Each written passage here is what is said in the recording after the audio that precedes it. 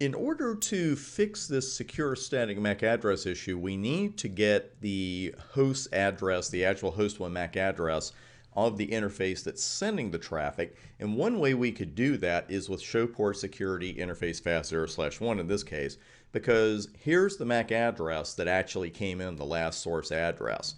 You could actually just go over to host 1 and do a show interface fast 0/0. That's actually the interface. And you can see line protocol is down because, of course, the switch port that's connected to is in error disabled state. So we would expect to see this.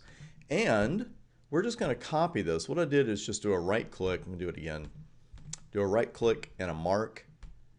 Drag over it. Right click, and that's going to paste it. So it's a copy and paste. I think there are one or two other ways of doing that, but it's just the way that I do it.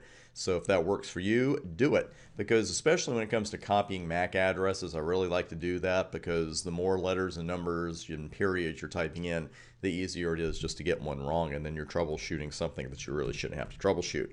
Let's go back over to 6 and fix this baby up. We're on 0/1.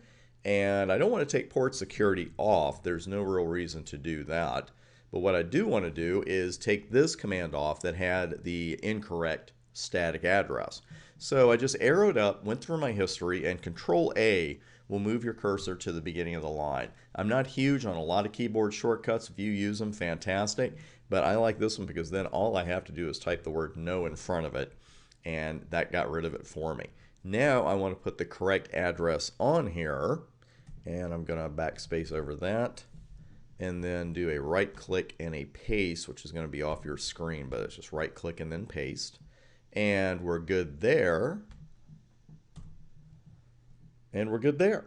Now I just need to do a shut and a no shut to reset the port, and once I see it coming back up, which is going to come up quickly, then I will go over to 1 and send some pings, which 1 or 2 might fail at first. We'll see. Let's go over to 6 and see if we see any messages of any kind. Took a few seconds last time. Sometimes no messages are good messages.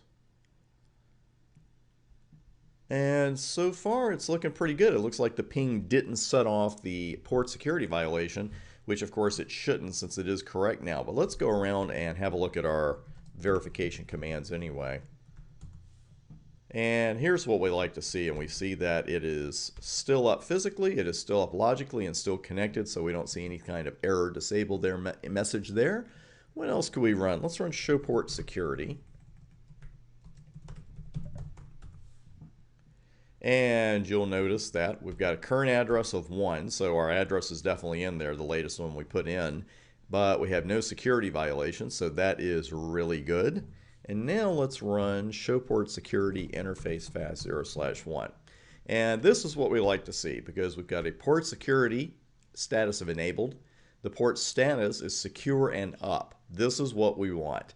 And everything else is pretty much the same as we saw before, except happily the security violation count is at 0, and there's the last source MAC address to come in, the one we expected, and it is a member of VLAN 1. So we are looking good right there, and that pretty much covers static addressing, secure static addressing. And we've seen what happens when we have a violation and what's going to happen when we don't have a violation, which is what we just saw or didn't see, if you want to put it that way.